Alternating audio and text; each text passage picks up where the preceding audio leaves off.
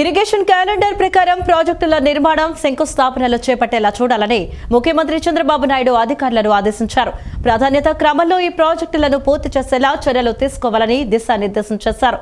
Polavaram spillway దిగువన iconic bridge నిర్మాణం చేపట్టాలని, బెస్ట్ టూరిజం ప్రాంతంగా పోలవరం ఐకానిక్ బ్రిడ్జి నిర్మాణం కావాలని సీఎం సూచించారు. ఎల్ నినో లాంటి పరిస్థితుల నేపథ్యంలో ముందస్తు అంచనాలను సిద్ధం చేసుకుంటూ పంటలు వేసేలా రైతులను సమాయత్తం చేయాలన్నారు. రాష్ట్ర సచివాలయంలో పోలవరం సహా రాష్ట్రంలోని సాగునీటి ప్రాజెక్టులపై ముఖ్యమంత్రి చంద్రబాబు నాయుడు సమీక్షించారు. దీంట్లో భాగంగా ఇరిగేషన్ క్యాలెండర్ అంశంపై చర్చించారు. గతంలో ప్రకటించిన ప్రాజెక్టులు కాకుండా ప్రాధాన్యత కలిగిన మరో 11 ప్రాజెక్టుల పనులు కూడా చేపట్టాలని సీఎం అధికారులకు స్పష్టం చేశారు. ఆ మేరకు ఆ 11 ప్రాజెక్టులను ఇరిగేషన్ క్యాలెండర్లో చేర్చాలని ముఖ్యమంత్రి అధికారులను ఆదేశించారు. ఈ ప్రాజెక్టులకు అవసరమైన భూసేకరణ, సివిల్ వర్క్స్ వంటి వాటికి ఎలాంటి నిధుల కొరత లేకుండా చూడాలని ముఖ్యమంత్రి ఆర్థిక శాఖ అధికారులను సూచించారు. గతంలో ప్రకటించిన 25 సమీక్షల్లో ప్రకటించిన 11 ప్రాజెక్టులను ప్రాధాన్యత ప్రాజెక్టులుగా తీసుకుని ప్రకటించిన ఇరిగేషన్ క్యాలెండర్కు అనుగుణంగా పనులు చేపట్టాలని సీఎం చంద్రబాబు అధికారులను ఆదేశించారు. ప్రతి నెల పోలవరం పనుల పురోగతిపై సమీక్షిస్తానని, ఈసీఆర్ఎఫ్ డ్యామ్ గ్యాప్ 1-2 పనులు చెప్పిన సమయానికి పూర్తి చేయాల్సిందేనన్నారు. ఈ ఏడాది జూలై నెల నుంచి పురుషోత్తపట్నం ఎత్తిపోతల ద్వారా ఎడమ కాలువ నుంచి నీరు అందివ్వాలన్నారు. పోలవరం R&R ప్రాజెక్టు నిర్వాసితులకు పరిహారం అందించే విషయంలో చట్ట ప్రకారం ముందుకు వెళ్లాలన్నారు. 2027 ఏప్రిల్ నాటికి నిర్వాసితుల తరలింపును పూర్తి చేయాలని, ఎలాంటి వివాదాలు లేకుండా R&R వేగంగా పూర్తి కావాలన్నారు. వెలిగొండ ప్రాజెక్టు మొదటి దశ జూలై నాటికి పూర్తి కావాలని, హెడ్ వర్క్స్, కాలువలు, డిస్ట్రిబ్యూటరీలు, R&R ప్యాకేజీ, భూసేకరణ లాంటి పనుల కోసం ఇంకా 2019 కోట్లు అవసరమన్నారు. టీబీఎంను తొలగించి అడ్డంకులు లేకుండా నిర్దేశిత గడువులోగా పూర్తి చేయాలన్నారు. ఎల్ నినో లాంటి పరిస్థితుల నేపథ్యంలో ముందస్తు అంచనాలను సిద్ధం చేసుకుంటూ పంటలు వేసేలా రైతులను సమాయత్తం చేయాలన్నారు. భూగర్భ నీటి నిల్వలు 9.49 మీటర్లుగా ఉన్నాయి. గతేడాదితో పోలిస్తే 0.5 మీటర్లు ఎక్కువ ఉందని, ప్రస్తుత నీటి వనరులను నింపేలా స్ట్రక్చర్ల నిర్మాణం జరగాలన్నారు. స్వల్ప, మధ్య, దీర్ఘకాలిక ప్రణాళికలు చేసుకుంటూ ముందుకు వెళ్లాలన్నారు. ఖైదీల భద్రత తమ బాధ్యత అని, ఖైదీల్లో కూడా పరివర్తన రావాలని హోంమంత్రి అనిత అన్నారు. రాష్ట్రంలో సంచలనమైన కేసులు త్వరితగతిన విచారించడానికి ఫాస్ట్ ట్రాక్ కోర్టులు పనిచేస్తున్నాయన్నారు. అవసరమైతే మరిన్ని ఫాస్ట్ ట్రాక్ కోర్టులను ఏర్పాటు చేయడానికి ప్రభుత్వం సిద్ధంగా ఉందని వెల్లడించారు. జాబ్ క్యాలెండర్ ద్వారా పోలీస్, ఫైర్, జైలు శాఖలో ఖాళీలు భర్తీ చేస్తున్నామని పేర్కొన్నారు. తిరుపతిలోని స్పెషల్ సబ్ జైల్లో రాష్ట్ర హోంమంత్రి వంగలపూడి అనిత ఆకస్మికంగా తనిఖీలు నిర్వహించారు. సబ్ జైలుకు వెళ్లిన మంత్రి జైలులో ఖైదీలకు కల్పిస్తున్న వసతుల గురించి జైలు అధికారులను అడిగి తెలుసుకున్నారు. అనంతరం హోంమంత్రి మాట్లాడుతూ ఖైదీల్లో సత్ప్రవర్తన తీసుకురావడం కోసమే జైళ్లని చెప్పుకొచ్చారు. తిరుపతిలోని స్పెషల్ సబ్ జైలు విస్తీర్ణం తక్కువగా ఉందని, ఖైదీల సంఖ్య 120 ఉండాల్సింది 140 మంది ఉన్నట్లుగా తెలిసిందన్నారు. సబ్ జైలు ప్రస్తుత విస్తీర్ణం 70 సెంట్లుగా ఉన్నట్లు జైలు అధికారులు చెప్పారన్నారు. దీన్ని పెంచాలా లేక మరో చోట నిర్మాణం చేయాలా అనేది పరిశీలిస్తామని తెలిపారు. ఖైదీల భద్రత తమ బాధ్యతని, ఖైదీల్లో కూడా పరివర్తన రావాలని హోంమంత్రి అన్నారు. రాష్ట్రంలో సంచలనమైన కేసులను త్వరితగతిన విచారించడానికి ఫాస్ట్ ట్రాక్ కోర్టులు పనిచేస్తున్నాయన్నారు. అవసరమైతే మరిన్ని ఫాస్ట్ ట్రాక్ కోర్టులను ఏర్పాటు చేయడానికి ప్రభుత్వం సిద్ధంగా ఉందని వెల్లడించారు. జైలు సిబ్బంది, పోలీసులు వేరన్నారు. ఖైదీల్లో పరివర్తన కోసం జైలు సిబ్బంది వారికి దగ్గరగా ఉంటూ మార్పులు తీసుకొస్తున్నారని తెలిపారు. జైలు నుంచి పెరోల్పై వచ్చే వారిపై కూడా నిఘా ఉంచుతున్నామన్నారు. జైలు శాఖలో ప్రక్షాళన చేపడతామని చెప్పారు. జాబ్ క్యాలెండర్ ద్వారా పోలీస్, ఫైర్, జైలు శాఖల్లో ఖాళీలు భర్తీ చేస్తున్నామని హోంమంత్రి అనిత పేర్కొన్నారు. ఇక్కడ ఒక జిల్లా జైలు అన్నది ఏర్పాటు చేయాల్సిన అవసరం ఉంది. దీనికి సంబంధించి స్థల పరిశీలన కానీ అదేవిధంగా ఎక్కడ మనకి పాసిబిలిటీ ఉంటుంది. అట్ ద సేమ్ టైం ఈరోజు తిరుపతి సబ్ జైల్లో యాక్చువల్గా కెపాసిటీ 120 ఉన్నా కూడా 140 మెంబర్స్ వరకు ఈరోజు ప్రిజనర్స్ ఉన్నారు. అందులో కొంతమంది 1 మంత్ వాళ్ళు కన్విక్టెడ్ వాళ్ళు ఉన్నారు, అండ్ మిగతా అందరూ కూడా రిమాండ్ వాళ్ళు ఉన్నారు. సో వాళ్ళకి భద్రతాపరమైన సిచ్యువేషన్స్ ఎలా ఉన్నాయి, వాళ్ళకి ఎలాంటి ప్రక్షాళన జరుగుతుంది, అట్ ద సేమ్ టైం వాళ్ళందరూ కూడా ఇక్కడ నుంచి వెళ్ళేటప్పుడు కంపల్సరీగా ఒక పశ్చాత్తాపంతో బయటకు వెళ్ళాలి, మళ్ళీ ఇక్కడ తిరిగి రాకూడదు అన్న కాన్సెప్ట్తో వెళ్ళాలి. దానికి మోటివేషన్స్ ఎలా అవుతుంది ఇవన్నీ కూడా చూడటానికని వచ్చాం. హాస్పిటల్ నుంచి కూడా ఎవరో ఒకరిని ఇక్కడ నుంచి పెట్టే ఏర్పాటు కూడా చేస్తాం. ఎందుకంటే 140 మంది ఉన్న చోట కంపల్సరీగా మెడికల్ ఎయిడ్ కూడా ఉండాలి. దానికి కూడా ఏర్పాటు చేయమని చెప్పి ఇప్పుడే నేను అధికారులను కూడా ఆదేశించడం జరిగింది. ఓవరాల్గా జైళ్ళని ప్రక్షాళన చేయాలి, జైల్లో ఉన్న వాళ్ళు కూడా పశ్చాత్తాపంతో తిరిగి ఆ నేరం జరగకుండా ఉండేటట్టుగా చేసుకునే బాధ్యత కూడా మేము తీసుకుంటాం. తీసుకోవాలి. గాంజా అన్న పేరుని మేము టాలరేట్ చెయ్యము, అది ఎవరున్నా టాలరేట్ చెయ్యము. గాంజా అన్న పదం ఎవరి నోట్లు విన్నా కూడా, ఎవరైనా దానికి సరఫరా చేసినా, యూజ్ చేసినా, దానికి ట్రాన్స్పోర్ట్ చేసినా, ఏ రకంగా కూడా ఉన్నా కూడా వాళ్ళ మీద ఎటువంటి వాళ్ళ మీదైనా జూన్ 1 నుంచి కాలువలకు నీటి విడుదల చేస్తామని రైతులు ఖరీఫ్ సాగుకు సిద్ధంగా ఉండాలని మంత్రులు నిమ్మల రామనాయుడు, అచ్చెన్నాయుడు తెలిపారు. కాలువల్లో పూడిక తొలగింపు పనులు మే చివరికి పూర్తి చేయాలని అధికారులకు ఆదేశాలు జారీ చేశారు. రాష్ట్ర వ్యాప్తంగా విత్తనాలు, ఎరువులు అందుబాటులో ఉన్నాయని, ఎరువులు పక్కదారి పడితే అధికారులపై చర్యలు తీసుకుంటామని హెచ్చరించారు. యూరియా సరఫరాపై రైతులకు ప్రత్యేక కార్డులను అందజేస్తాం, అవసరం మేరకు ఆ కార్డు ద్వారా యూరియాను తీసుకోవచ్చన్నారు. రాష్ట్రంలో సాగునీటి ప్రాజెక్టులలో ఉన్న నీటి నిల్వల ఆధారంగా రానున్న ఖరీఫ్ సీజన్కు సాగునీటి విడుదలకు సంబంధించి షెడ్యూల్ విడుదల, విత్తనాలు, ఎరువుల లభ్యతపై వ్యవసాయ, ఇరిగేషన్ శాఖల ఉన్నతాధికారులతో అమరావతి సచివాలయంలో మంత్రులు కింజరాపు అచ్చెన్నాయుడు, నిమ్మల రామనాయుడు ఇరు శాఖలతో కోఆర్డినేషన్ కమిటీ మీటింగ్ నిర్వహించారు. 2 శాఖల ఉన్నతాధికారులతో సుదీర్ఘ చర్చ అనంతరం 2026-27 ఖరీఫ్కు సంబంధించిన షెడ్యూల్ను విడుదల చేశారు. ఇప్పటికే కాలువల్లో తూడు, గుర్రపుడెక్క, పూడిక వంటి అత్యవసర పనులు చేపట్టడానికి 397 కోట్లతో పనులు జరుగుతున్నాయని, ఈ పనులన్నీ కూడా మే చివరి నాటికి పూర్తి చేయాలని ఇరువురు మంత్రులు ఇరిగేషన్ అధికారులను ఆదేశించారు. జూన్ 1వ తేదీకి కాలువలకు నీటిని విడుదల చేస్తాం, కావున రైతులు సాగుకు సిద్ధంగా ఉండాలని, అందుకు తగ్గట్లుగా ఇటు అధికారులు అటు రైతులు సిద్ధంగా ఉండాలని సూచించారు.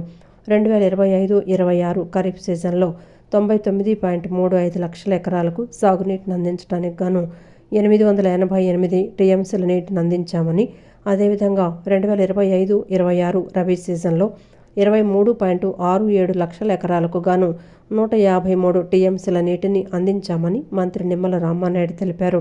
ప్రస్తుతం రాష్ట్రంలో మొత్తం మేజర్ అండ్ మీడియం రిజర్వాయర్లలో 461 టీఎంసీల నీరు సాగునీటి వినియోగానికి అందుబాటులో ఉందని, సీఎం చంద్రబాబు వాటర్ మేనేజ్మెంట్ వల్లే నేటికి రిజర్వాయర్లలో ముందస్తుగానే నీటి విడుదలకు సరిపడా నీటి నిల్వలు చేయగలిగామని పేర్కొన్నారు.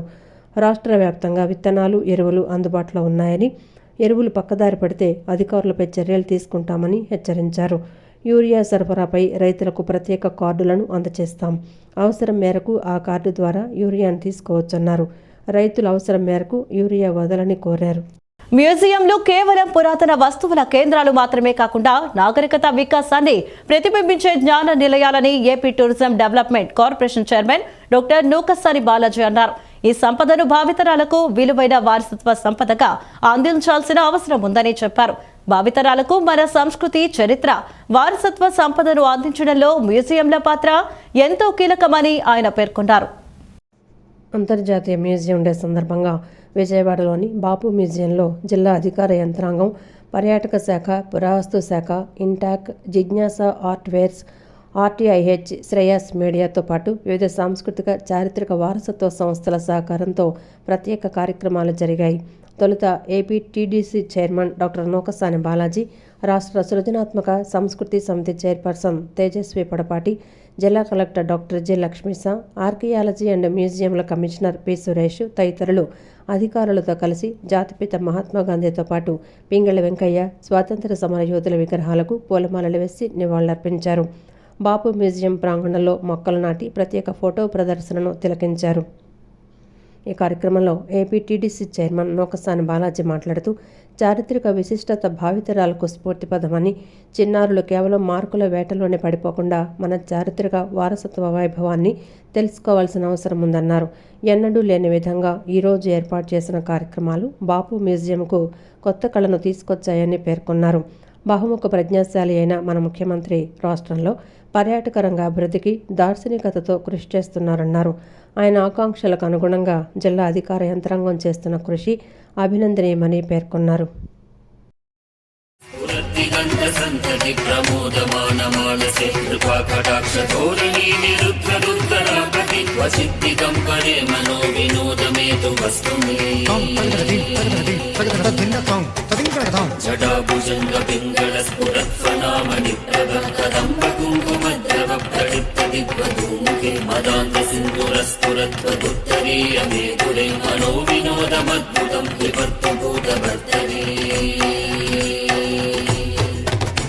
సహస్రలోచ काञ्चन प्रभृत्य शेषलेख शेखर रसूलधूलि घोरनीति दूसराग्रकीटभूषङ्गराज।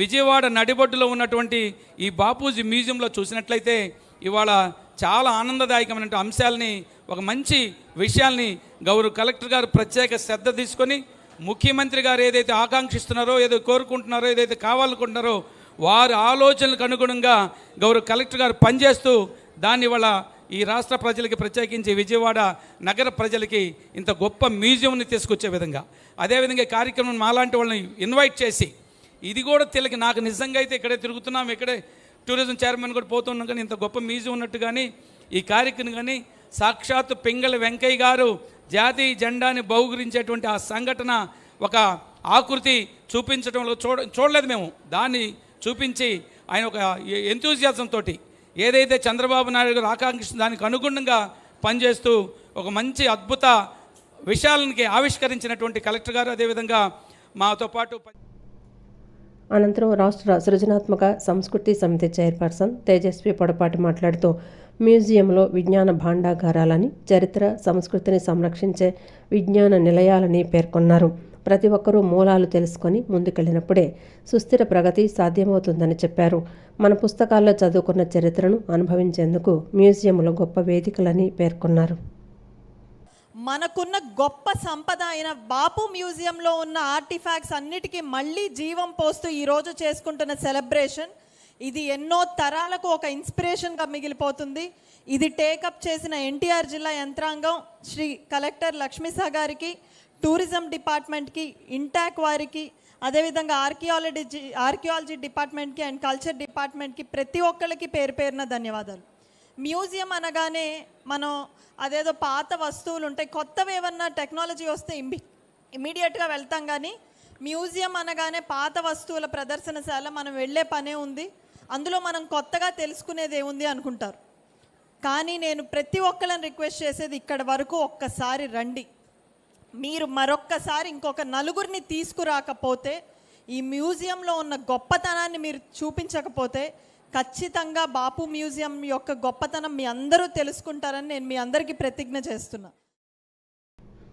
అనంతరం జిల్లా కలెక్టర్ డాక్టర్ జె లక్ష్మీసా మాట్లాడుతూ అంతర్జాతీయ మ్యూజియం దినోత్సవం సందర్భంగా ప్రత్యేక కార్యక్రమాలు నిర్వహిస్తున్నట్లు తెలిపారు. హెరిటేజ్ ఆన్ కాన్వాస్, నానగర కథలు, హెరిటేజ్ క్విజ్, హెరిటేజ్ ఫోటోగ్రఫీ వంటి పోటీలు నిర్వహించడంతో పాటు మేధో మదన చర్చలు నిర్వహించినట్లు పేర్కొన్నారు. బాపు మ్యూజియంలో ప్రత్యేక గైడెడ్ టూర్లు, లేజర్ షోలు సందర్శకులకు మధురానుభూతులను పంచుతున్నాయన్నారు. వైబ్రెంట్ విజయవాడ, వైబ్రెంట్ ఆంధ్రప్రదేశ్ లక్ష్యంగా ఇలాంటి ప్రత్యేక కార్యక్రమాలు నిర్వహిస్తున్నట్లు తెలిపారు. మంచి మంచి ఐతిహాసికంగా ఉండే మ్యూజియంస్ ఉన్నాయి. ఆ అన్ని మ్యూజియంస్ గురించి మనం భావి తరాలకి తెలియచేయాలి. ఇటు archaeology department, tourism department, cultural department ఎంత ఎఫర్ట్ పెట్టి వాటిని ఎంత ప్రిజర్వ్ చేసినా కూడా పబ్లిక్ దాన్ని ఆహ్వాదించకపోతే, పబ్లిక్ దాని గురించి తెలుసుకోలేకపోతే, పబ్లిక్ దాన్ని నెక్స్ట్ జనరేషన్కి చెప్పకపోతే అది అక్కడే ఆగిపోతుంది. కాబట్టి పబ్లిక్ పార్టిసిపేషన్, జన్ భాగీదారి అంటాం దీన్ని, ఇది చాలా అవసరం. ఇదే నేపథ్యంలో గౌరవ ముఖ్యమంత్రి వారు ఎప్పుడు చెప్తుంటారు, P4 public private and people's partnership అని చెప్తారు. సో ఇది ప్రతి ఒక్కటికి వర్తిస్తుంది. మనము మన వారసత్వాన్ని, మనలో ఉన్న కళని, సంస్కృతిని ముందుకి భావతరాలకు తీసుకెళ్లాలంటే పబ్లిక్ పార్ట్నర్షిప్ చాలా ఇంపార్టెంట్. దాంట్లో భాగంగా గౌరవ ముఖ్యమంత్రులు అయితేనేంటి, ఉప ముఖ్యమంత్రులు అయితేనేంటి మనకి ఎప్పటికప్పుడు దిశానిర్దేశాలు ఇస్తూ మన వారసత్వాన్ని కాపాడుకుంటూ భావి తరాలని ఉత్తేజనపరుస్తూ దాన్ని మనకు కంటిన్యూ చేసుకుంటూ, అలాగే ఏ ప్రకారంగా సమాజానికి మనం అది వెలుగునిస్తుంది అది ముందుకు తీసుకెళ్ళాలని చెప్తుంటారు. మన జిల్లాలో మీకు అందరికీ తెలుసు, కొండపల్లి బొమ్మలు ఎంత వారసత్వంగా హెరిటేజ్గా ఉన్న ఒక గుర్తింపు, దానికి జియోగ్రఫికల్ ఇండికేషన్ కూడా వచ్చింది. 400 సంవత్సరాల వారసత్వం. అటువంటి కొండపల్లి బొమ్మల్ని కూడా ప్రమోట్ చేస్తూ అక్కడ ఉన్న కొండపల్లి కళాకారులకి జీవనోపాధితో పాటు వాళ్ళకి సాంకేతికంగా అలాగే మార్కెట్ పరంగా కూడా పెంపొందించడానికి రాష్ట్ర ప్రభుత్వం ఎంతో కృషి చేస్తూ ఉంది. ఇంధన పొదుపు చర్యలో భాగంగా డివిజన్లో సైకిల్ పై పర్యటించడం వల్ల అనేక మందితో కలిసి మాట్లాడడానికి, వారి సమస్యలు తెలుసుకోవడానికి దోహదపడుతోందని విజయవాడ తూర్పు నియోజకవర్గం ఎమ్మెల్యే గద్దె రామ్మోహన్ అన్నారు. సైకిల్ పై పర్యటించడం గొప్ప అనుభూతిని కల్పిస్తోందని చెప్పారు. అవకాశం ఉన్న వారందరూ కూడా నడిచి వెళ్లడం, సైకిల్ పై వెళ్లడం వల్ల మనుషులకు దగ్గర అవుతారు, జాతీయ సమస్యలకు తమ వంతు సహాయం చేస్తున్నట్లు అవుతుందన్నారు. కేంద్ర రాష్ట్ర ప్రభుత్వాలు ప్రకటించిన ఇంధన పొదుపు చర్యల్లో భాగంగా విజయవాడ తూర్పు నియోజకవర్గ ఎమ్మెల్యే గద్దె రామ్మోహన్ డివిజన్ పర్యటనలు సైకిల్ పైన చేస్తున్నారు. ప్రతి శుక్రవారం నో వెహికల్ డేగా ప్రభుత్వం ప్రకటించిందని, ఆ రోజు నియోజకవర్గంలోని కార్యక్రమాలకు సైకిల్ పైనే వెళ్లిన ఎమ్మెల్యే శనివారం కూడా సైకిల్ పైనే స్వచ్ఛాంధ్ర స్వర్ణాంధ్ర కార్యక్రమంలో పాల్గొన్నారు. నేడు 13వ డివిజన్లో ఎమ్మెల్యే సైకిల్పై పర్యటించారు. తన ఇంటి దగ్గర నుంచి సైకిల్పై బయలుదేరి మార్గమధ్యంలో అందరినీ పలకరించుకుంటూ వారి సమస్యలను అడిగి తెలుసుకున్నారు. పారిశుద్ధ్య నిర్వహణ గురించి పారిశుద్ధ్య కార్మికులతో మాట్లాడారు. ఇతర ప్రాంతాల నుంచి ముంజలు తీసుకొచ్చి విక్రయిస్తున్న వారితో మాట్లాడారు. ఎక్కడి నుంచి వస్తున్నారు, ఎక్కడి నుంచి తీసుకొస్తున్నారు, రోజుకి ఎంత విక్రయిస్తున్నారు, ఎంత మిగులుతుంది అనేది అడిగి తెలుసుకున్నారు. మార్గమధ్యంలో కార్మికులు, చిరు వ్యాపారులు, స్థానికులతో మాట్లాడి వారి సమస్యలను అడిగి తెలుసుకున్నారు. పట్టాలు కప్పకుండా ఇసుక తీసుకువెళ్తున్న ట్రాక్టర్ డ్రైవర్లను ఆపి పట్టా కప్పకపోవటం వల్ల వెనుక వచ్చే వారిపై ఇసుక పడి ఇబ్బందులు పడతారని, తప్పనిసరిగా పట్టా కప్పాలని సూచించారు. అనంతరం ఎమ్మెల్యే మాట్లాడుతూ సైకిల్పై డివిజన్లో పర్యటించడం వల్ల అనేక మందితో మాట్లాడటానికి, వారి సమస్యలు తెలుసుకోవడానికి అవకాశం లభించిందన్నారు. ఇసుక ట్రాక్లు వెళ్తూ ఉన్నాయి, దాని మీద కవర్ లేకుండా వెళ్తూ ఉన్నాయి. అంటే నేను వారు రిక్వెస్ట్ చేయడం జరిగింది, ఎందుకని ఇట్లా కవర్ లేకుండా వస్తున్నాయంటే ఇక్కడ చాలా దగ్గర నుంచే తీసుకొస్తున్నామని. దగ్గర నుంచి తీసుకొచ్చినా దూరం నుంచి తీసుకొచ్చినా ఎవరికైనా ప్రమాదం జరిగితే ప్రాణాపాయం జరుగుతుంది. ఎందుకంటే గాలి వేసిందంటే ఇసుక అట్లా లేచి వెనకాల ఉన్న స్కూటర్ల మీద వస్తున్న వాళ్ళు, సైకిళ్ళ మీద వస్తున్న వాళ్ళు వాళ్ళ కళ్ళలో పడిందంటే, అది ఏదైనా వాళ్ళు కళ్ళలో పడగానే ఆ స్కూటర్ తిరగబడితే తల దెబ్బ తగిలితే ఎంత ప్రమాదం ఒకసారి గ్రహించమని చెప్పాను. అది దూరం నుంచి 100 కిలోమీటర్ నుంచి వస్తున్నారా, లేకపోతే 1/2 కిలోమీటర్ నుంచి వస్తున్నారా, దాని కాదు, 1/2 కిలోమీటర్ల చాలు ఒక ప్రాణం పోవటానికి. సో వారిని కూడా కన్విన్స్ చేయడం జరిగింది. అదేవిధంగా చెత్త డంపింగ్ విధానం వీటన్నిటిని కూడా ఒకసారి పరిశీలించడం జరిగింది. ఇంకా కూడా ఇక్కడ కొన్ని ప్రాంతాల్లో పట్టాలు ఇవ్వాల్సిన అవకాశం ప్రభుత్వానికి ఉంది. వాళ్ళకి కూడా పట్టాలు కావాల్సిన అవసరం వాళ్ళకి ఉంది. ఇవన్నీ కూడా సమస్యల్ని ఇవాళ మేము కూడా మా సొంతంగా పొదుపు చేస్తూ, ఏదైతే పెట్రోలు, డీజిలు, గ్యాస్ని పొదుపు చేయమని అటు కేంద్ర ప్రభుత్వం, ఇటు రాష్ట్ర ప్రభుత్వం పెద్దలు కూడా చెబుతున్నారు. కాబట్టి మేము సైకిల్ మీదే తిరుగుతూ ఇవన్నీ కూడా అడుగడుగునా పరిశీలించుకుంటాం. ఇప్పుడు కారు మీద వెళ్తే ఎక్కడికైతే మనం వెళ్ళదలుచుకున్నాం అక్కడికి వెళ్తాం, ఆ పని చూస్తాం, మళ్ళీ ఇంకోసారికి వెళ్ళిపోతాం. ఇక్కడ దారిలో రావటం వలన అనేకమైన సమస్యలు జరుగుతున్నాయి. అక్కడ ముఠా కార్మికులు తేలారు, వాళ్ళకున్న సమస్యలు చెప్పారు, వాళ్ళకున్న అలవాట్లు చెప్పారు, వాళ్ళకు వచ్చే ఆదాయం చెప్పారు. 1000 రూపాయల ఆదాయం వస్తుంది ఒకళ్ళకి, ఖచ్చితంగా వస్తుంది.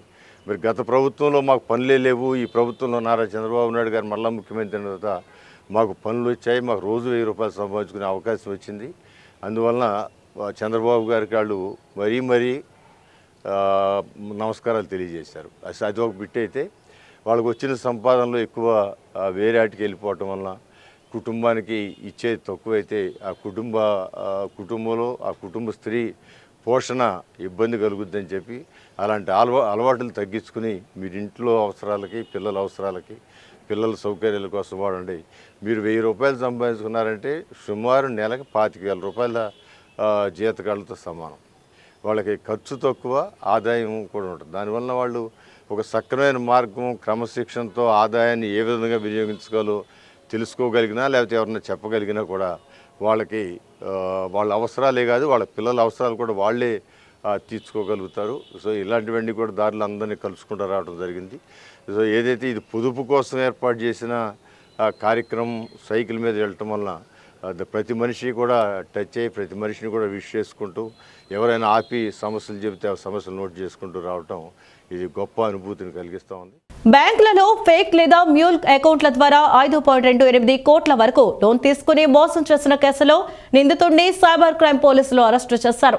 నిందితుడి వద్ద నుండి సుమారు 7 కోట్ల రూపాయల విలువైన వివిధ స్థిరాస్తులకు చెందిన 34 డాక్యుమెంట్స్లను, ఒక కారు, ఒక బైక్, 122 గ్రాముల బంగారం, 927 గ్రాముల వెండి, 9 ATM కార్డ్స్, 11,500 రూపాయల నగదును స్వాధీనం చేసుకుంటారు. కీలకమైన కేసును ఛేదించడంలో కీలకంగా వ్యవహరించిన అధికారులు, సిబ్బందిని సైబర్ క్రైమ్ డీసీపీ కృష్ణప్రసన్న అభినందించారు.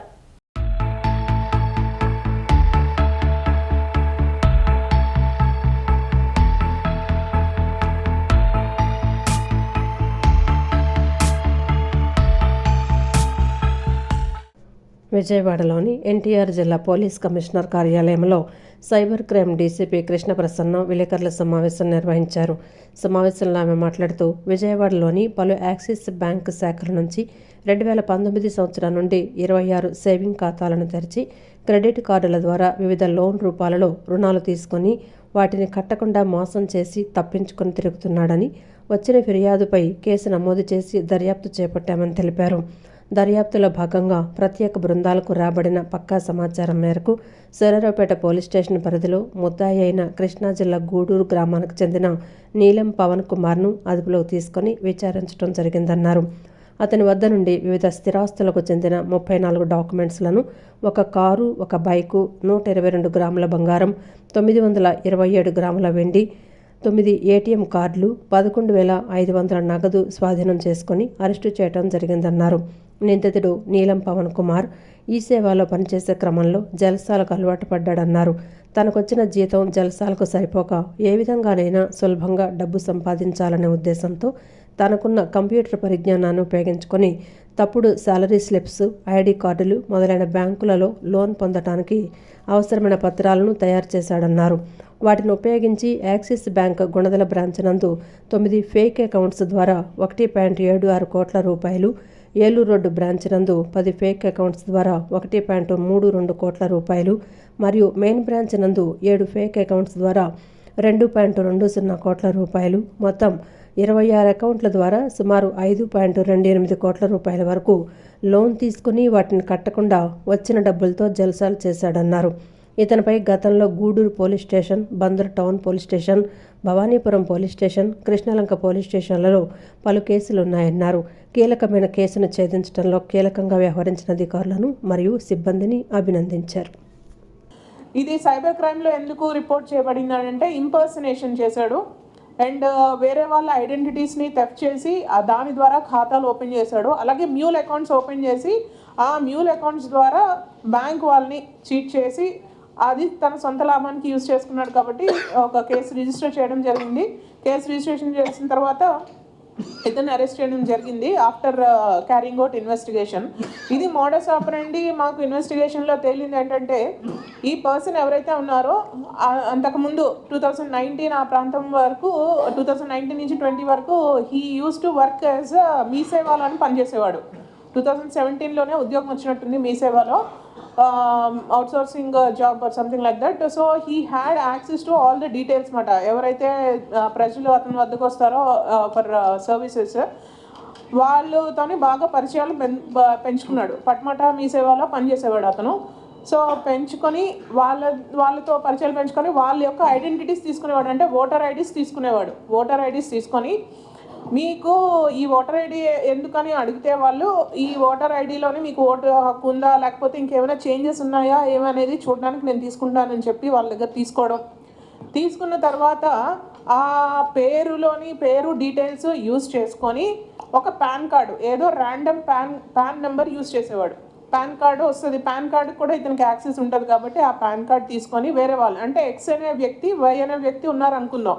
ఎక్స్ అనే వ్యక్తి యొక్క ఓటర్ కార్డ్ తీసుకొని వై అనే వ్యక్తి యొక్క పాన్ కార్డ్ తీసుకొని ఆ పాన్ కార్డ్ ఏదైతే ఉందో ఆ నెంబర్ ఈ వ్యక్తికి వేసి ఫోటో మటుకు ఈ వ్యక్తిది తీసి ఫోటోషాప్ చేసి ఒక కొత్త పాన్ కార్డు తయారు చేసేవాడు. తయారు చేసి ఈ పాన్ కార్డు ఓటర్ కార్డు పెట్టి మీరు నాకు అకౌంట్ ఓపెన్ చేయండి అని చెప్పి వాళ్ళకి ఎంతో ఇచ్చేవారు. అంటే most of them are illiterates. చాలామంది ఈ 28 వరకు ఖాతాలు ఎవరైతే ఓపెన్ చేశారో వాళ్ళు చాలా పేదవాళ్ళు అండ్ ఇల్లిటరేట్స్. వాళ్ళకి తెలీదు అంటే వాళ్ళ పర్పస్ కోసం చేస్తున్నాడు అన్న ఉద్దేశంతో వాళ్ళు అకౌంట్ ఓపెన్ చేసేవారు. మీకు అకౌంట్ ఓపెన్ చేసినందుకు 100-200 ఇచ్చేవాడు వాళ్ళకి. సో ఈ విధంగా ఆ అకౌంట్స్ ఓపెన్ చేసి ఆ అకౌంట్స్ ద్వారా కొంత అమౌంట్ తీసుకొని ఆల్రెడీ అతని దగ్గర ఉన్న అమౌంట్ ఏదైతే ఉందో బ్యాంక్ వాళ్ళకి ఇది సేవింగ్స్ అకౌంట్స్ అన్నీ కూడాను శాలరీడ్ అకౌంట్స్ అని చూపించాలన్న ఉద్దేశంతో every month he uses to deposit some amount in to all those accounts. అంటే ఖచ్చితంగా మనకి శాలరీ పడుతుంది కదా, ఫస్ట్న సెకండ్న అలా 2వ తేదీన 3వ తేదీన he uses to send the same amount 10,000 అయితే 10,000 15,000 ఈ అకౌంట్స్ అన్నిటికీ పంపించడం. ఈ వీటి దగ్గర ఆ కిట్ ఇదంతా కిట్ కూడా అక్యూజ్డ్ దగ్గరే ఉంటుంది కాబట్టి again he uses to withdraw the amount. ఈ అతని ఇంట్రాగేషన్లో చెప్పింది ఏంటంటే మాకు that other than these 2 persons ఇంకా వేరే వాళ్ళది రాలేదు. Further investigation will do. ఈ 34 ప్రాపర్టీ డాక్యుమెంట్స్ కూడా మొత్తం అన్ని కూడా ఇతని పేరు మీద పర్చేస్ అన్నీ అతని పేరు మీదే ఉన్నాయండి. All all documents are in his name. ఇప్పుడు ఈ ఎంప్లాయీస్ అని అంటున్నారు కదా, ఈ కంపెనీస్ అంటున్నారు కదా, ఇతను ఒక 2-3 షెల్ కంపెనీస్ లాగా కూడాను ఆ కంపెనీ సూట్ కేస్ కంపెనీస్ అంటారు కదా, that he has opened. So ఆ investigation still we haven't done. ఇప్పుడు ఆ షెల్ కంపెనీస్ ఓపెన్ చేస్తే మీరు చెప్పినట్టు బ్యాంక్ వాళ్ళు they have to go to that site, they have to verify and then they have to forward the loans. Somebody it use to be very hard కదా, మనం account open చేయాలంటే somebody known person has to come to that bank and మనం introduce చేస్తేనే కానీ bank account open చేసేవారు కాదు. కానీ ఇప్పుడు ఏమైపోయిందంటే ఈకేవైసీ అయిపోయింది కాబట్టి ఆన్లైన్లోని they can open the banks. So they have to develop a foolproof system so that this type of crimes will not happen. అది చెకింగ్ వెరిఫికేషన్ ప్రాసెస్ కొంచెం చేయాలనేది ఇట్స్ మై ఒపీనియన్. ఇంటి పైకప్పుపై సోలార్ ప్యానెల్స్ ను అమర్చుకుని విద్యుత్ bill ఆదాతో పాటు సంపదను సృష్టించవచ్చని తూర్పు నియోజకవర్గ ఎమ్మెల్యే గద్దె రామ్మోహన్ చెప్పారు. ప్రభుత్వాలు విద్యుత్తును పొరుగు రాష్ట్రాల నుంచి కొనుగోలు చేసి వినియోగదారులకు అందిస్తోందన్నారు. అందరూ సోలార్ సిస్టమ్స్ వినియోగించడం వల్ల విద్యుత్తును పొరుగు రాష్ట్రాల నుంచి కొనుగోలు చేయాల్సిన అవసరం ఉండబోదని, అలా చేస్తే సంపద కూడా సృష్టించినట్లేనని పేర్కొన్నారు. తూర్పు నియోజకవర్గ పరిధిలోని 13వ డివిజన్లోని న్యూ ఎలక్ట్రిసిటీ కాలనీలో తూర్పు నియోజకవర్గ ఎమ్మెల్యే గద్దె రామ్మోహన్ పర్యటించారు. స్థానికంగా ఉన్న సమస్యలను ఆయన స్వయంగా అక్కడి వారిని అడిగి తెలుసుకుని వాటిని పరిష్కరించాల్సిందిగా ఆయా విభాగాల అధికారులను ఎమ్మెల్యే గద్దె రామ్మోహన్ ఆదేశించారు. స్థానికుడు సత్యనారాయణ ప్రసాద్ తన ఇంటిపై అమర్చిన సోలార్ ప్యానెల్స్ను పరిశీలించారు. గతంలో విద్యుత్ బిల్లు ఎంత వచ్చేది, ఇప్పుడెంత వస్తోంది అడిగి తెలుసుకున్నారు. ఈ సందర్భంగా ఎమ్మెల్యే గద్దె రామ్మోహన్ మాట్లాడుతూ ఈ డివిజన్లో ఎక్కువగా సోలార్ ప్యానెల్స్ అమర్చుకొని విద్యుత్ బిల్లులు ఆదా చేసుకొని ఆర్థికంగా లబ్ధి పొందుతున్నారని చెప్పారు. సోలార్ ప్యానెల్కు 25 సంవత్సరాలు గ్యారంటీ ఇస్తున్నారని, ఇంటి యజమాని సోలార్ సిస్టమ్ అమర్చడానికైన ఖర్చు 2 సంవత్సరాల్లో వచ్చేస్తుందన్నారు. రాష్ట్ర ప్రభుత్వం విద్యుత్తును ఇతర రాష్ట్రాల నుంచి కొనుగోలు చేసి వినియోగదారులకు సరఫరా చేస్తోందని, అందరూ సోలార్ సిస్టమ్స్ విధానాన్ని అనుసరించడం ద్వారా విద్యుత్తును ఇతర రాష్ట్రాల నుంచి కొనుగోలు చేసే పరిస్థితి ప్రభుత్వానికి ఉండదన్నారు. సోలార్ ప్యానెళ్లను అమర్చుకోవటమే పరోక్షంగా సంపద సృష్టి అని చెప్పారు. సోలార్ సిస్టమ్స్ అమర్చుకున్న కుటుంబాల వారు సంపదను సృష్టిస్తున్నారని చెప్పారు.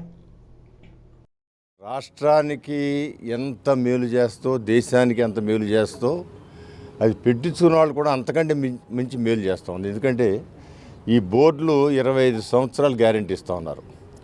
వీళ్ళు పెట్టిన పెట్టుబడి సబ్సిడీలు పోను వీళ్ళకి 3 నుంచి 4 సంవత్సరాలు ఇంట్రెస్ట్తో సహా వాళ్ళకి వెనక్కి వచ్చేస్తుంది. అంటే మరి ఒక్క 20 సంవత్సరాలు వీళ్ళు ఉచితంగా కరెంటు వాడుకున్న విధానం అవుద్ది. మరి రాష్ట్రాలు అధిక రేట్లతో బయట నుంచి కరెంటు కొని అనేకమైన ఇబ్బందులు పడుతూ, మరి వేసవికాలం వస్తే మరీ డిమాండ్ పెరిగిపోయి ఇబ్బందులు పడటానికి దానికి సరైన మార్గం ఇది సంపద సృష్టించడం అంటే ఇదే. ఇది కుటుంబం సంపద సృష్టిస్తూ ఉంది ఈ కరెంటు ద్వారా. ఎందుకంటే కరెంటు బిల్లు ఇవాళ మన నిత్యావసరమైన ఖర్చుల్లో ప్రధానమైనది కరెంటు బిల్లు. ఏ కుటుంబానికైనా, పెద్ద కుటుంబానికైనా, చిన్న కుటుంబానికైనా, మరీ చిన్న కుటుంబానికి కూడా వాళ్ళకు వచ్చిన ఆదాయంలో కరెంటు బిల్లే ఎక్కువ ఖర్చు అవుతుంది. కూడా అలాంటి కరెంటు బిల్లు ఉచితం అయితే వీళ్ళు కుటుంబాలు సేవ్ అవుతాయి. అనంతరం సత్యనారాయణ ప్రసాద్ మాట్లాడుతూ ప్రతి వేసవి కాలంలో తమ ఇంటికి కరెంటు బిల్లు 3,000 వచ్చేదని, సోలార్ విధానం అమర్చిన తర్వాత ఇప్పుడు 300 రూపాయలు మాత్రమే వచ్చిందన్నారు. అందువల్ల ప్రతి ఒక్కరూ సోలార్ ప్యానెల్స్ అమర్చుకోవాల్సిందిగా ఆయన సూచించారు. నా పేరు సత్యనారాయణ ప్రసాద్. నేను పొగాకు బోర్డులో ఆఫీసర్ చేసి రిటైర్ అయ్యాము. మరి రిటైర్ అయిన వాళ్ళకి చాలా ఉపయోగం ఉంటుంది కదా అని కరెంటు బిల్లు నెలకు 3,000 రూపాయలు, వేసవకాలంలో 3,000, 4,000 కూడా వచ్చేది. ఇప్పుడు మొన్న 15 రోజులకి 399 రూపాయలు వచ్చింది. కానీ కొంతకాలంలోనే సబ్సిడీ ఇచ్చారనుకోండి, సబ్సిడీ కూడా 78,000 వచ్చింది. కాబట్టి అందరూ దీన్ని కనుక ఫాలో అయితే ఈ కరెంటు గురించి కానీ వేరే ఇబ్బందులు కానీ లేకుండా ఉంటుందని. ఈ కార్యక్రమంలో పార్టీ నాయకులు నూతి శ్రేణు, మోమినేని ప్రసాద్, పేరేపి ఈశ్వర్, సొంటి నాగేశ్వరరావు తదితరులు పాల్గొన్నారు. కూటమి ప్రభుత్వం అధికారంలోనికి వచ్చిన తర్వాత సామాన్య ప్రజల నడ్డి విరిచారని, పెట్రోల్ డీజిల్ ధరలు 3 రూపాయలు పెంచి దేశంలోనే ఆంధ్ర రాష్ట్రాన్ని అగ్రస్థానంలో ఉంచారని ఎన్టీఆర్ జిల్లా వైసీపీ అధ్యక్షుడు దేవినేని అవినాష్ విమర్శించారు. కూటమి ప్రభుత్వానికి నిజంగా చిత్తశుద్ధి ఉంటే పెట్రోల్ డీజిల్ ధరలు తగ్గే విధంగా మోడీపై ఒత్తిడి తీసుకురావాలన్నారు. జగన్ పాలన చూసి చంద్రబాబు నేర్చుకోవాలని, కరోనా లాంటి సమయంలో కూడా పథకాలు ఆపలేదని ప్రజలకు అండగా నిలిచారన్నారు. పెంచిన పెట్రోల్ డీజిల్ ధరలను వెంటనే తగ్గించాలని డిమాండ్ చేస్తూ వైసీపీ ఎన్టీఆర్ జిల్లా అధ్యక్షులు తూర్పు నియోజకవర్గ ఇన్ఛార్జి దేవినేని అవినాష్ ఆధ్వర్యంలో వినూత్న నిరసన ర్యాలీ నిర్వహించారు. ఎడ్ల బండిపై, ప్లాట్ఫామ్ రిక్షాపై ద్విచక్ర వాహనాలుంచి వాటిని లాక్కుంటూ వెళ్తూ నిరసన తెలిపారు. పటమట ఎన్ఎస్ఎం స్కూల్ రోడ్డు నుంచి పటమట సర్కిల్ 3 వరకు ఈ నిరసన ర్యాలీని నిర్వహించారు. ర్యాలీలో వైసీపీ శ్రేణులు, ఆటో కార్మికులు, ప్రజలు పెద్ద ఎత్తున పాల్గొన్నారు. పటమట వీఎంసీ సర్కిల్ 3 కార్యాలయంలో ఎంఆర్ఓకి దేవినేని అవినాష్ వినతిపత్రం అందజేశారు. ఈ సందర్భంగా దేవినేని అవినాష్ మాట్లాడుతూ కూటమి ప్రభుత్వం అధికారంలోకి వచ్చిన తర్వాత సామాన్య ప్రజల నడ్డి విరిచారని, పెట్రోల్ డీజిల్ ధరలు 3 రూపాయలు పెంచి దేశంలోనే ఆంధ్ర రాష్ట్రాన్ని అగ్రస్థానంలో ఉంచారని అన్నారు. లోకేష్ యువగళం పాదయాత్రలో ఇచ్చిన హామీ ఏమైందని ప్రశ్నించారు. పెట్రోల్ ధరలు తగ్గిస్తామని చెప్పిన లోకేష్ ఇప్పుడు డబ్బులు పొదుపుగా వాడండి, సైకిల్ తొక్కండి అని షో చేస్తున్నారని విమర్శించారు. మా లారీ ఓనర్స్ అసోసియేషన్ సభ్యులతో మీటింగ్ ఏర్పాటు చేసుకుని మాది బాధ్యత, మీరందరూ గారు మోటార్ ఫీల్డ్లో ఉంటారు కదా, డీజిల్ పెట్రోల్ ధరలు ఎక్కువ వల్ల నష్టపోతున్నారు కదా, నేను తగ్గిస్తానని చెప్పని లోకేష్ చెప్తున్నాడు. నేను తగ్గిస్తానని చెప్పని ఈ మాటలు ఆయన చెప్పింది. అంటే ఒకసారి తెప్పించుకోండి, ఆ వీడియోలు అన్నీ కూడా చెప్పింది అదే. కానీ ఈరోజు ఏమైపోయినాయి మాటలన్నీ? ఈరోజు ఏం మాట్లాడుతున్నారు మీరు?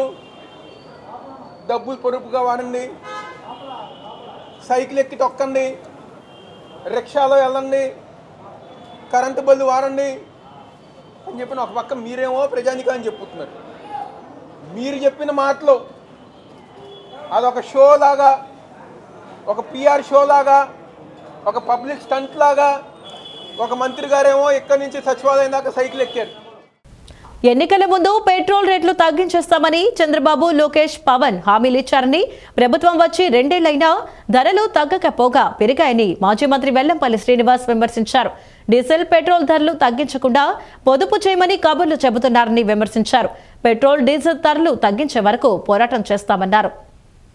పెట్రోల్, డీజిల్ ధరల పెంపును వ్యతిరేకిస్తూ మాజీ మంత్రి, పశ్చిమ నియోజకవర్గ వైసీపీ ఇన్ఛార్జి వెల్లంపల్లి శ్రీనివాస్ ఆధ్వర్యంలో పశ్చిమ నియోజకవర్గం భవానీపురంలోని తహసీల్దార్ కార్యాలయం వద్ద నిరసన కార్యక్రమాన్ని నిర్వహించారు. ధరలు తగ్గించాలంటూ నినాదాలు చేశారు. అనంతరం ఎంఆర్ఓకు వినతిపత్రం అందజేశారు. ఈ సందర్భంగా ఆయన మాట్లాడుతూ పెట్రోల్, డీజిల్ ధరలు తగ్గిస్తామని ఎన్నికల ముందు హామీలు ఇచ్చిన చంద్రబాబు, లోకేష్, పవన్ కళ్యాణ్ 2 ఏళ్లవుతున్న హామీని అమలు చేయడంలో విఫలమయ్యారన్నారు. ధరలు తగ్గించకపోగా పొదుపు చేయమని కబుర్లు చెప్తున్నారని తెలిపారు. ఆయిల్ ధరలు, నేరాలు, ఘోరాల్లో ఏపీ మొదటి స్థానంలో ఉందన్నారు. మోదీ చెప్పిన పొదుపును చంద్రబాబు, లోకేష్ ఎందుకు పాటించడం లేదని ప్రశ్నించారు. నెల నెలా పెన్షన్లు పంపిణీ పేరుతో లక్షల రూపాయలతో సమావేశాలు నిర్వహిస్తున్నారని, ఆ ఖర్చులు తగ్గించుకోవాలన్నారు. తక్షణమే పెట్రోల్, డీజిల్ ధరలు తగ్గించాలని, తగ్గించలేని పక్షంలో చంద్రబాబు, లోకేష్, పవన్ కళ్యాణ్ క్షమాపణ చెప్పాలన్నారు. లేని పక్షంలో పెట్రోల్, డీజిల్ ధరలు తగ్గే వరకు పోరాటం చేస్తామన్నారు. ఈరోజు పెన్షన్ రేట్ల ద్వారా సుమారు ప్రతి సంవత్సరం రాష్ట్రంలో 3,391 కోట్ల రూపాయలు ప్రజల మీద భారం పడే అవకాశం ఉంది. 3,391 కోట్ల రూపాయలు. అదేవిధంగా పెట్రోల్ మీద అయితే రోజుకి 3.29 కోట్ల రూపాయలు పెట్రోల్ మీద, 6 కోట్ల రూపాయలు డీజిల్ మీద భారం పెరిగే పరిస్థితి. అంటే సుమారుగా 10 కోట్ల రూపాయలు ప్రతిరోజు కూడా పేద ప్రజల జేబుల్లోంచి దోచుకుంటున్న ప్రభుత్వం ఈ కూటమి ప్రభుత్వం అని చెప్పి అందరికీ తెలియపరచుకుంటారు. అనంతరం మాజీ మేయర్ రాయన భాగ్యలక్ష్మి మాట్లాడుతూ ఎన్నికల సమయంలో పెట్రోల్ బంకుల వద్ద సెల్ఫీలు దిగారని, ఇప్పుడు ఏమైపోయాయి మీ సెల్ఫీలని ప్రశ్నించారు.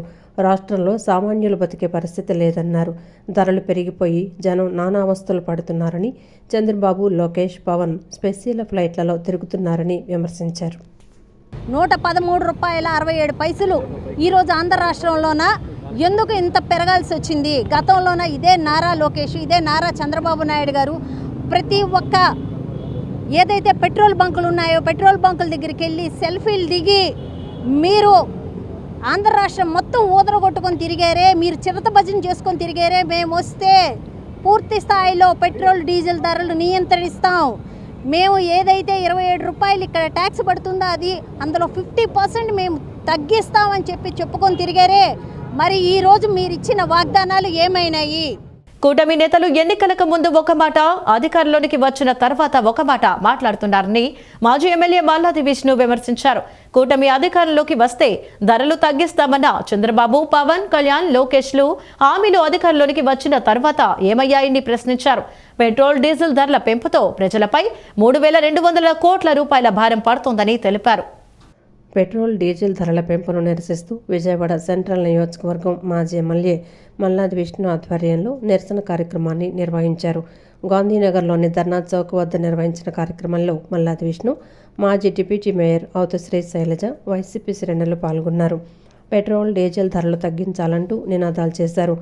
ఆటోకు తాడు కట్టి లాక్కుంటూ ఎంఆర్ఓ కార్యాలయం వరకు వెళ్లారు. ఎంఆర్ఓకి వినతిపత్రం అందజేశారు. ఈ సందర్భంగా ఆయన మాట్లాడుతూ పెట్రోల్పై పన్ను, రోడ్డుపై సెస్సు విధిస్తున్నారని, ఇది చంద్రబాబు మోసానికి, అధికార దాహానికి, లోకేష్ ఎన్నికల్లో ఇచ్చిన హామీని అమలు చేయకపోవడానికి పెరిగిన పెట్రోల్, డీజిల్ ధరలే ఉదాహరణని అన్నారు. పెట్రోల్, డీజిల్ ధరలు పెరగటం వల్ల రైతులు, ఆక్వా రైతులు, ఉద్యోగస్తులు, కార్మికులందరూ ఇబ్బంది పడుతున్నారని చెప్పారు. తెలుగుదేశం ప్రభుత్వం ధరలు పెంచేసి ప్రజల జేబులకు చిల్లులు వేస్తోందన్నారు. ఏడాదికి 1,200 కోట్ల రూపాయలు పెట్రోల్, 2,200 కోట్ల రూపాయలు డీజిల్పై మొత్తం 3,400 కోట్ల రూపాయల భారం పడిందని చెప్పారు. ఎన్నికల మేనిఫెస్టోలో పెట్టి అమలు చేయనటువంటి నైజానికి ఈ పెట్రోల్, డీజిల్ రేట్లే ఒక ఉదాహరణ అని చెప్పి కూడా వైఎస్ఆర్ కాంగ్రెస్ పార్టీ చెప్తుంది.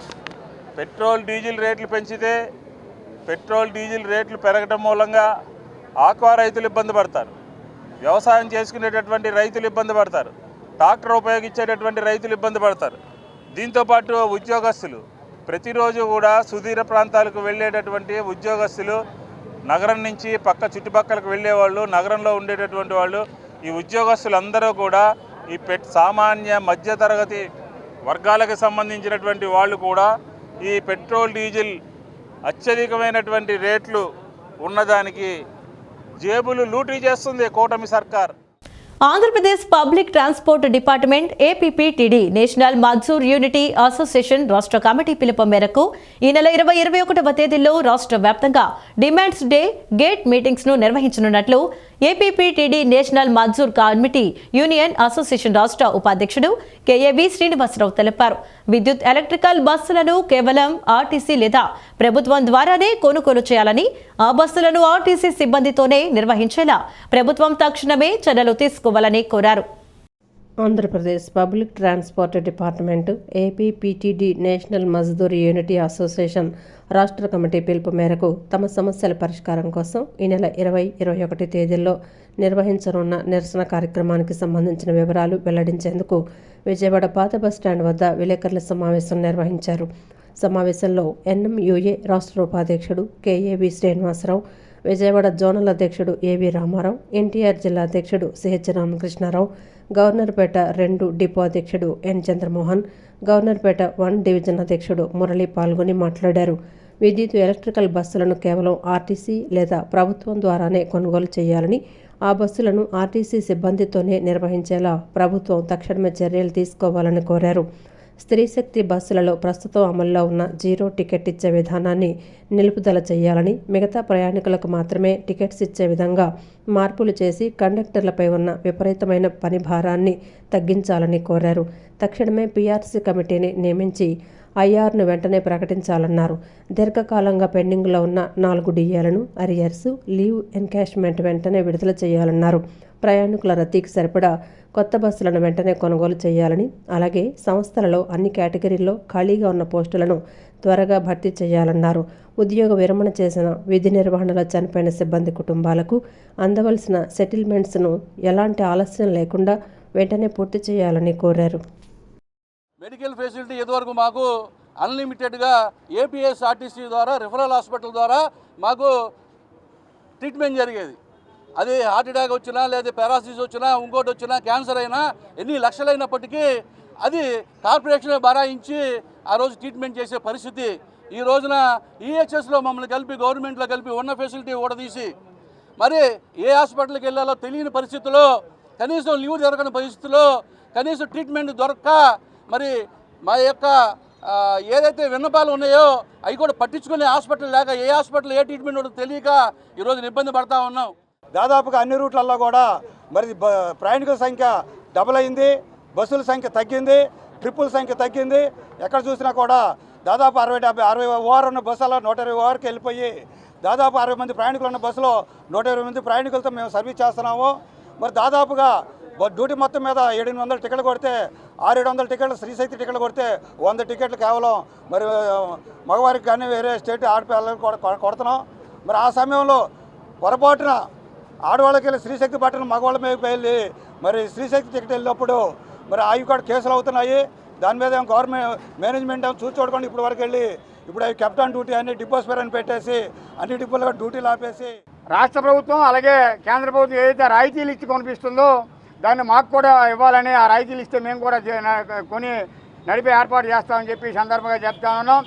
అలాగే టెక్నాలజీ ప్రకారం చూసుకుంటే ఏపీఎస్ఆర్టీసీ స్టార్ట్ అయినప్పుడు ఎర్ర బస్సు ఉండేది. ఈరోజు ల్యాప్టాప్ల మీద రిపేర్ చేసే పరిస్థితి ఏపీఎస్ఆర్టీసీలో ఉన్నప్పటికీ ఎక్కడా కూడా టెక్నికల్గా ఐఐటీ చేసిన వాళ్ళు ఎవరు లేరు. అప్పుడున్న మెకానికల్ ఇప్పుడు కూడా ఆర్టీసీలో ల్యాప్టాప్ మీద మెకానిజం చేసే స్థాయికి మన గ్యారేజీ ఉద్యోగస్తులు ఎదిగారు. కాబట్టి వ్యాపార రంగంలో అత్యున్నత స్థానంలో ఉన్న తాము సమాజానికి సేవ చేయాలన్న తలంపుతోనే విద్యా సంస్థలను అభివృద్ధి చేస్తున్నట్లు ఎస్కేపీబీబీ హిందూ హై స్కూల్స్ కమిటీ ప్రధాన కార్యదర్శి గోపిశెట్టి మల్లయ్య చెప్పారు. తమ విద్యా సంస్థలు కేజీ నుంచి పీజీ వరకు అత్యున్నత నాణ్యతా ప్రమాణాలతో విద్యా బోధన సాగిస్తున్నట్లు తెలిపారు. విద్యార్థులు పట్టుదలతో చదివి జీవితంలో ఉన్నత స్థానానికి చేరుకోవాలని కోరారు. కొత్తపేటలోని ఎస్కేపీబీబీ హిందూ హై స్కూల్స్లో 2026 10వ తరగతి పరీక్షల్లో 500 మార్కులు దాటిన 15 మంది విద్యార్థులను, వారి తల్లిదండ్రులను హిందూ హై స్కూల్స్ కమిటీ సత్కార కార్యక్రమాన్ని హిందూ హై స్కూల్లో నిర్వహించింది. ఈ కార్యక్రమానికి ముఖ్య అతిథిగా SKPBB Hindu high schools committee ప్రధాన కార్యదర్శి గోపిశెట్టి మల్లయ్య, వైస్ ప్రెసిడెంట్ అన్నో రామకృష్ణారావు, కోశాధికారి డాక్టర్ గోళ్ల బాబా విజయ్ కుమార్, పాఠశాల secretary KLB Mohan Rao, Hindu high schools committee administrative అధికారి డాక్టర్ వి నారాయణరావు పాల్గొన్నారు. విద్యార్థులు వారి తల్లిదండ్రులకు శాలువా వేసి జ్ఞాపికలు, సర్టిఫికేట్లు అందజేశారు. ఈ సందర్భంగా వారు మాట్లాడుతూ వృత్తినే దైవంగా భావించే ఉపాధ్యాయ సిబ్బంది ఉన్నంత వరకు ఎస్కేపీబీబీ హిందూ హై స్కూల్స్ కమిటీ దేదీప్యమానంగా వెలుగొందుతుందన్నారు. తమ విద్యా సంస్థల్లో కేజీ నుంచి పీజీ వరకు అత్యున్నత నాణ్యత ప్రమాణాలతో విద్యాబోధన సాగిస్తున్నట్లు తెలిపారు. ఇటీవల ఉయ్యూరులో జరిగిన సిఏటీసీ ఎన్సీసీ క్యాంపులో best NCC officer, drill, range firing, అత్యుత్తమ డాన్స్ ప్రదర్శనలో బహుమతులు సాధించిన విజేతలకు బహుమతులు అందజేశారు. మా విద్యా సంస్థల ద్వారా ప్రతిభ కలిగిన విద్యార్థులకి అభినందించడానికి వచ్చే సమయం వచ్చేందుకు ఆనందపడుతున్నాము. ఇది మా విద్యార్థులకు ఇచ్చేటువంటి సత్కారం కాదు, వాళ్ళకి ప్రతిభకి ఇచ్చేటువంటి సత్కారము. కాబట్టి సమాజం అందరూ దీన్ని గుర్తించవలసి కోరుతున్నాము. సమాజం అందరూ కూడా ఈ వ్యవస్థని ఎంకరేజ్ చేయవలసిగా కోరుతున్నాము. ఈ విధానం అనేది మొట్టమొదటిసారిగా చేయడం బిగిన్ చేశాము. ఈ ఘనతంతా కూడా మా కమిటీది. కాబట్టి ఈ ప్రతిభ విద్యార్థులకి, ఉపాధ్యాయులకి ఇద్దరికి పురస్కరించుకొని చేస్తున్నాము. ఇది మనకు 100% నెక్స్ట్ ఇయర్ ఈ టర్మ్ వస్తుందని చెప్పి మా ఉపాధ్యాయులందరూ కూడా చాలా కష్టపడి ఈ సంవత్సరం 85% గవర్నమెంట్ స్కూల్లో రావడం అనేది చాలా గొప్ప విషయం. మేమందరం వ్యాపారస్తులము అయినప్పుడు కూడా సమాజ సేవ కోసం 3 తరాల నుంచి సేవ చేస్తూ లాభాపేక్షం లేకుండా అనేక కార్యక్రమాలు నిర్వహిస్తూ విద్యార్థులకే కాకుండా ఇతర పబ్లిక్ కూడా ఉపయోగపడేలాగా రకరకాల యాక్టివిటీస్ని వేసవి సెలవుల్లో కూడా ఎంబ్రాయిడరీ కానివ్వండి ఇలాంటివన్నీ నేర్పిస్తాం. ప్రతిరోజు స్కూటర్ నేర్పించడం పిల్లలకి, ఆడవాళ్ళకండి మగవాళ్ళకండి, పిల్లలకి, పెద్దలకి అందరూ కూడా పబ్లిక్ కూడా నేర్పించడం, వాళ్ళకి ఎల్ఎల్ఆర్లు తెప్పించడం కూడా జరుగుతూ ఉంది. పేద మధ్యతరగతి విద్యార్థులకి కల్పతరువుగా ఉంటూ మరి ఎంతో లక్షలాది రూపాయలు ఖర్చు పెట్టి మనకి ఈ రోజున చూస్తున్నాం టెక్నో స్కూల్స్ అనేవి వస్తున్నటువంటి ఈ కాలంలో కూడా మరి ఉచితంగా ఇచ్చేటువంటి చదువును అందిస్తున్నటువంటి ఎస్కేపీబీ హిందూ హై స్కూల్ కమిటీలో దాదాపుగా 15 మంది విద్యార్థులు మొన్న జరిగినటువంటి 10th క్లాస్ పరీక్షా ఫలితాల్లో అద్వితీయమైనటువంటి ప్రతిభ కనపరిచారు. అందులో 500 పైగా దాదాపుగా 15 మంది విద్యార్థులు రావటం, మరి స్కూల్లో హయ్యెస్ట్ మార్క్ అనేది 570 రావటం అనేది మరి ఇలాంటి పిల్లలందరినీ కూడా చక్కగా తీర్చిదిద్దుతూ ఈ కార్యక్రమంలో కేబీఎన్ కళాశాల secretary and correspondent doctor Tunikuntla Srinivas, పాఠశాల ప్రధానోపాధ్యాయులు కంచెల శ్రీనివాసరావు, ఉపాధ్యాయుల ప్రతినిధి బి బ్రహ్మేశ్వరరావు, సీనియర్ ఉపాధ్యాయులు కొంచెం Srinivas, doctor S Venkateswararao, J Anand Kumar, Rajasekhar, Jitendra, Arunakumari, Krishna తదితరులు పాల్గొన్నారు. ఫైనాన్స్ వ్యాపారి కాండ్రేకుల రవీంద్ర వల్ల తమకు ప్రాణహాని ఉందని, అతనిపై చట్టపరమైన చర్యలు తీసుకుని తమకు న్యాయం చేయాలని బాధితుడు గడ్డం సుమన్, అతని భార్య రేణుక డిమాండ్ చేశారు. వన్ టౌన్ పోలీస్ స్టేషన్లో నేడు ఫిర్యాదు ఇచ్చిన అనంతరం మీడియా సమావేశం నిర్వహించి తమ ఆవేదనను వ్యక్తం చేశారు. తాము 2020 నుంచి కాండ్రేకుల రవీంద్రతో కలిసి ఫైనాన్స్ వ్యాపారం చేసేవాళ్లమని, ఆ సమయంలో షూరిటీ కింద తన భార్య రేణుకాదేవి పేరు మీద ఉన్న 4 ఖాళీ చెక్కులతో పాటు ప్రామిసరీ నోట్లను రవీంద్ర తీసుకున్నాడని చెప్పారు. అయితే 2023 నాటికే కాండ్రేకుల రవీంద్రకు ఇవ్వాల్సిన మొత్తం డబ్బులను పూర్తిగా చెల్లించేస్తామని బాధితుడు స్పష్టం చేశారు. అయినప్పటికీ ఇంకా తమ వద్ద నుంచి డబ్బులు వసూలు చేయాలనే దురుద్దేశంతో రవీంద్ర తన బినామీలను రంగంలోకి దించాడని ఆరోపించారు.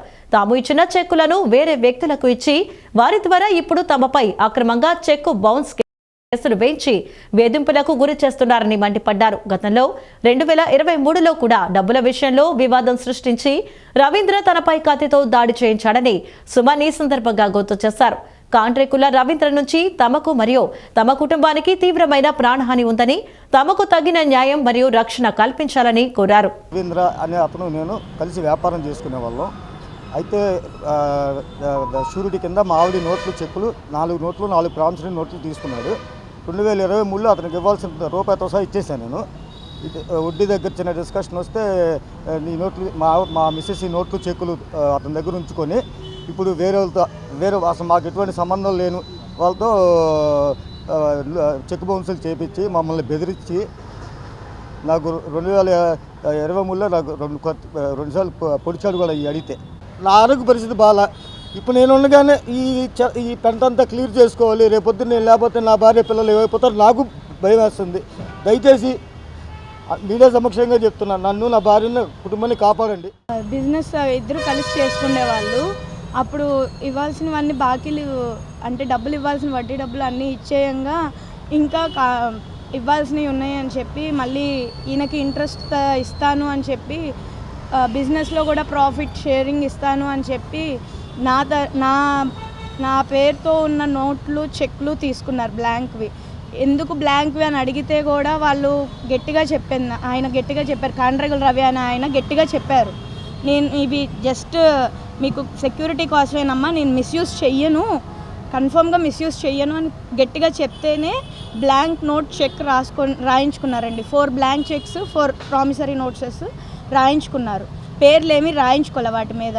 ఇప్పుడు 2023లో మాకు వాళ్ళ గురించి విషయాలన్నీ క్లియర్గా తెలుసుకునేసరికి లేట్ అయ్యింది మాకు. అప్పుడు మేము తెలుసుకొని వాళ్ళని తిరిగి అడిగేసరికి మా వారి మీద ప్రాణహాని చేయడము, మా పిల్లల్ని చంపేస్తాను అని బెదిరించడము, మేము ఎక్కడైనా కనిపించినా చావలేదా మీరు అని నలుగురిలో తిట్టడం, నలుగురిలో ఇష్టం వచ్చినట్టు మాట్లాడడం, మా వారి పరువు తీయడం, ఇట్లాగా బెదిరిస్తున్నారు, ఇష్టం వచ్చినట్టు మాట్లాడుతున్నారు. అసలు మేము ఎవరికైతే ఇవ్వలేదో వాళ్ళతోటే మా మీద కేసు వేయిస్తున్నారు. ఎవరైనా మళ్ళీ మా దగ్గరికి రావాల్సిన వాళ్ళే అని చెప్తున్నారు. మరి సామాన్యులకి న్యాయం ఎక్కడ దొరుకుతుందండి? పోలీస్ స్టేషన్లోనే దొరక్క, కోర్టులోనూ దొరక్క, ఇంకెక్కడ దొరుకుతుంది సామాన్యులకి న్యాయం? బినామీ పేరు మీద అయినా ఎక్కడ కూడా మాకు డిపాజిట్ అవ్వకుండానే అయ్యిందని చెప్తున్నారు. బౌన్స్ అయ్యిందని చెప్పని చెక్ బౌన్స్ కేసుల కింద 2 పెట్టారు రిపోర్ట్స్. కానీ ఆ 2 ఒకటి అయ్యింది, ఒకటి అవ్వలేదు. దాంట్లో మనుషులు కూడా తెలియట్లేదు ఎవరు ఎట్నుంచి చేస్తున్నారని. ఇంకో 2 ఉన్నాయి నా దగ్గర, నేను ఎక్కడి నుంచి అయినా వేస్తాను, ఏమైనా చేయగలను, మీరేమీ చేయలేరు, మీరు ఎక్కడికి వెళ్ళినా మీకు న్యాయం దొరకదు, ఇది మా రాజ్యం, మేమే చేస్తాం, మేమేం చేసినా ఎవరు మాట్లాడే వాళ్ళు లేరు అని క్లియర్గా చెప్తున్నారు. విజయవాడ తూర్పు నియోజకవర్గం 18వ డివిజన్ తెలుగుదేశం పార్టీ అధ్యక్షుడు గోగుల రమేష్ జన్మదిన వేడుకలు డివిజన్లో ఘనంగా నిర్వహించారు. ఈ వేడుకలకు టీడీపీ నాయకుడు వంగవీటి రాధ ముఖ్య అతిథిగా విచ్చేశారు. గోగుల రమేష్ వారి కుటుంబ సభ్యులతో కలిసి వంగవీటి రాధ కేక్ కట్ చేశారు. అనంతరం మహిళలకు చీరలు పంపిణీ చేశారు. ఈ కార్యక్రమంలో గోగుల గోపి, గోగుల కిషోర్, గోగుల ప్రసాద్, షేక్ జానీ, అశోక్, వెంకటేష్, రాజేష్ పాల్గొన్నారు. ఈ వార్తలు ఇంతటితో సమాప్తం. నమస్కారం.